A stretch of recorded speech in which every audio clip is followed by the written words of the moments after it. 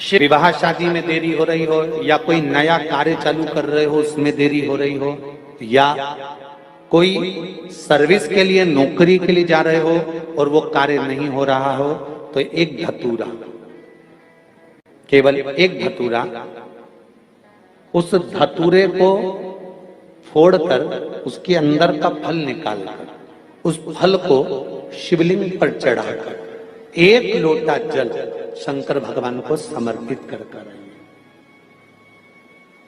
दिन होना चाहिए मंगलवार। कौन सा दिन होना चाहिए? जम के बोलो जरा, मंगलवार। समर्पित करो।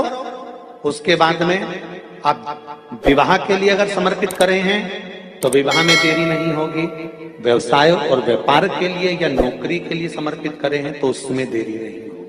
जितने आस्था चैनल पर कथा सुन रहे हो, जितने फेसबुक और यूट्यूब पर सुन रहे हो, बहुत सावधानी से सुनना, बहुत ध्यान दीजिएगा। महाराज एक कथा बड़ी सुंदर है कि आप चाहते हैं कि कोई रोग हमको ना घेरे, आप चाहते हैं कि कोई रोग हमको ना घेरे, और आपको लग रहा है कि कोई रोग ऐसा है जो घेर रहा है, या कोई शरीर में ऐसा रोग उत्पन्न होने वाला है, या कोई बीमारी ऐसी उत्पन्न होने वाली, तो उसके लिए सबसे सुंदर तरीका है कि शंकर जी पर अलोनी जो गोबरी होती है, गोबरी जानते हो, कंडा, अलोना कंडा, अलोनी गोबरी, मतलब गाय ने गोबर करा और वो सूख गया, उसको थापा नहीं गया, हाथ से कंडा नहीं बनाया गया, गोबरी नहीं बनाई गई, केवल गाय ने गोबर करा, वो सूख गया, और वो सूखा हुआ जो गोबर है उसको जलाकर जो भस्म तैयार करी है, उसको जलाकर जो हमने राख तैयार करी है, भस्म बनाई है, उस भस्म को जो तैयार करा गया है, वो भस्म शिव को जो हमने समर्पित करा, उस भस्म को सफेद वस्त्र में लिया और बाबा पर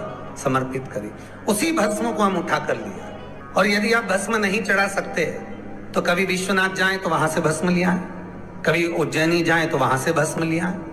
उस भस्म को हम यदि अपनी नाभि से वक्ष स्थल के मध्य में त्रिपुंड लगा लेते हैं, जीवन में अगर आप मात्र एक महीने में एक बार भी त्रिपुंड अपने वक्ष स्थल के नजदीक में नाभि से ऊपर अगर लगा लेते हैं महाराज, तो ऐसा कोई बड़ा रोग आपकी जिंदगी में प्रवेश कर ही नहीं सकता। इस शरीर के अंदर, इस शरीर के अंदर भस्म में जो सुख है, भस्म का जो आनंद है, भस्म का जो रस तत्व है, उसको यदि एक छोटा सा प्रैक्टिकल है आप करके देखेंगे तो बाबा कुबेर भंडारी वैसे ही भंडार भर देगा।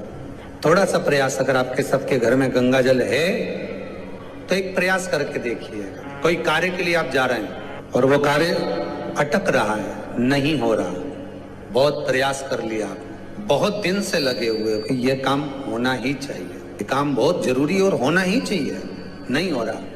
एक कटोरी में गंगा का जल निकाल लीजिए, और कटोरी में गंगा का जल निकाल कर तुम्हारे घर में एक सिक्का पड़ा हो, 1 रुपया, 2 रुपया, 5 रुपया, कोई सा भी एक सिक्का पड़ा हो, जो भी सिक्का पड़ा हो, कुंदकेश्वर महादेव का नाम लेकर, जहां परिंडा होता है, पानी का मटका होता है, पितरों का स्थान होता है, हंडा भरते हो, मटका भरते हो, उसके पास में उस कटोरी को रखकर 1 का सिक्का, 2 का सिक्का, 5 का सिक्का, 10 का सिक्का, जो तुम्हारे पास सिक्का पड़ा हो, जो भी तुम्हारे पास पड़ा हो, वो सिक्के को हथेली में लेकर कुंदकेश्वर महादेव का नाम लेकर उस कटोरी में डाल दीजिए, और उस जल को नैनों से लगाकर आप काम के लिए निकल जाइए। वो काम आपका सफल होकर ही रहेगा, छूट नहीं सकता।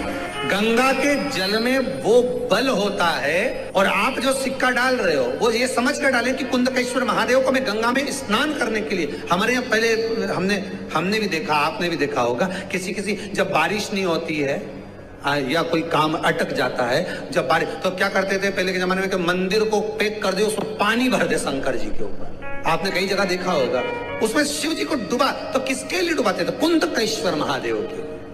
ये नियम है कुंदकेश्वर महादेव का। ये कुंदकेश्वर महादेव को उस कटोरी में, उस बाटकी में सिक्के को, और फिर जब आपका काम हो जाए, आप जिससे मिलने गए हो, जिससे काम की बात करने गए और काम हो गया, तो वो जल ले जाकर सिक्के के साथ, सिक्का तो डालो मंदिर में, कहीं दान पेटी आदि में, और वो जल भगवान कुंदकेश्वर के नाम से शिव जी को समर्पित कर दो।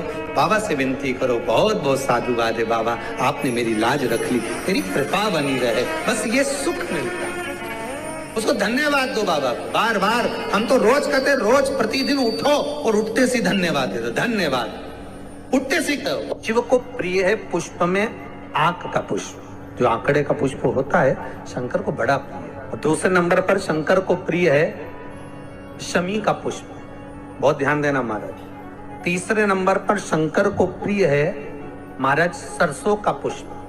सरसों होती है ना, जो राई अपन बोते हैं, सरसों बोते हैं, उसमें पीले कलर का जो पुष्प लगता है। हमारा तो निवेदन रहता है जब तक सरसों आए तो प्रयास करा करो कि सरसों के 108 पुष्प शंकर भगवान पर चढ़ाना प्रारंभ कर दो। महाराज ये पक्का है कि वर्ष भर कोई बड़ी बीमारी आपको घेर नहीं सकती अगर सरसों के फूल शिव को चढ़ रहे हैं तो।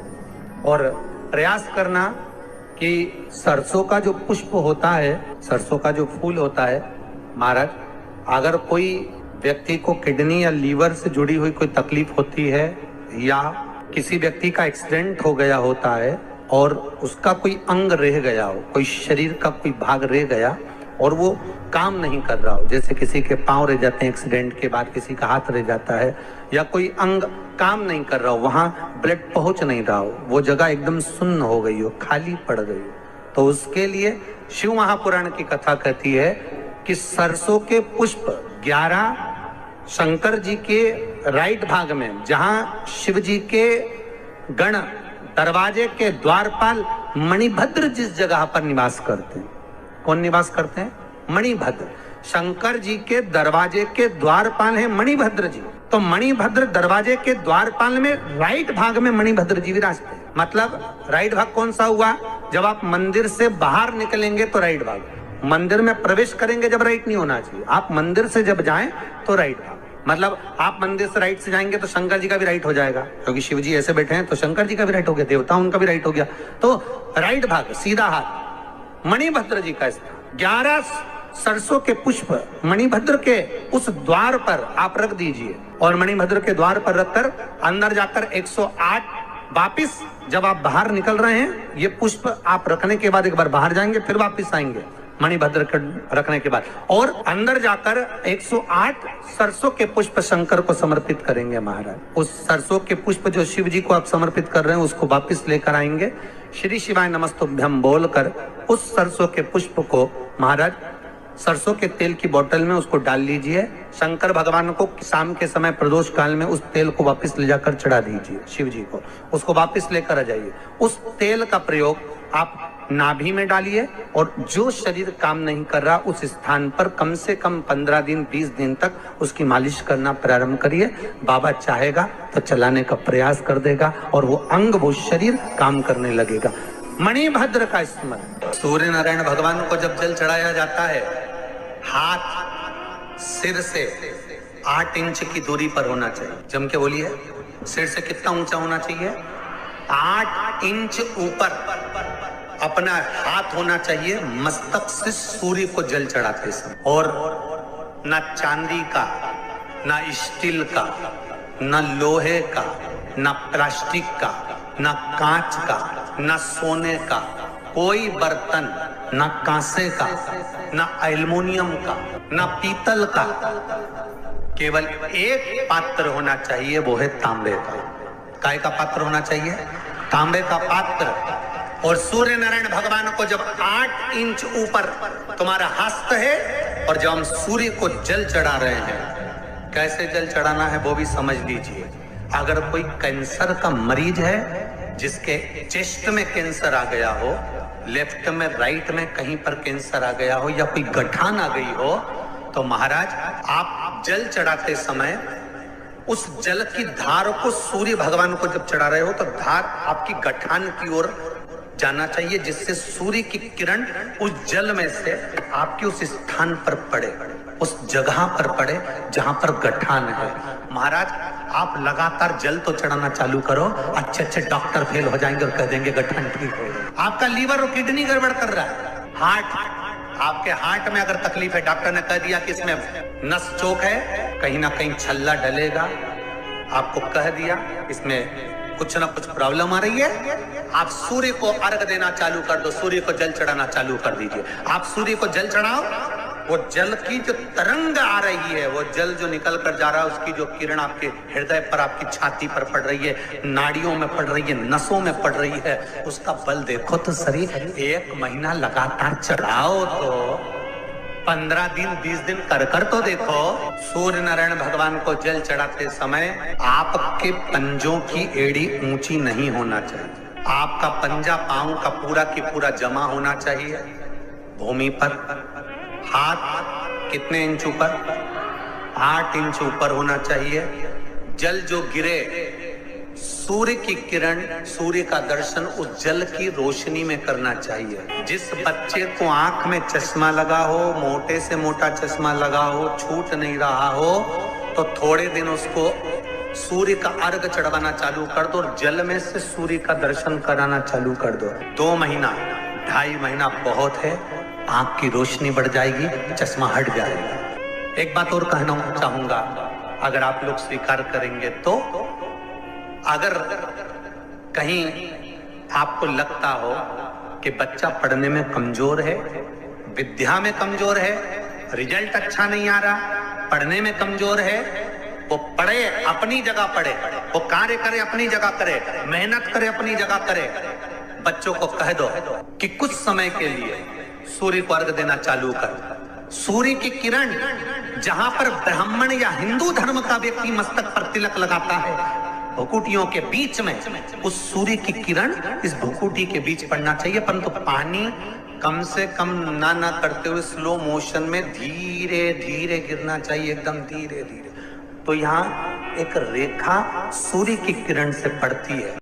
एक कौन सी सब्जी होती है जो पितृपक्ष में ब्राह्मण को भोजन कराते समय नहीं बनाई जाती? एक तो कुमड़ा, दूसरा पत्ता गोभी, जो बंद गोभी होती है ना, वो बंद गोभी जो होती है ना पत्ता पत्ता वाली, उसकी भी सब्जी पितरों के ब्राह्मण अगर भोजन करता है तो उसमें नहीं बनाई जाती। एक कुमड़ा, ये जो पेठा बनता है ना कुमड़ा का, ये भी श्राद्ध पक्ष में नहीं खिलाया जाता।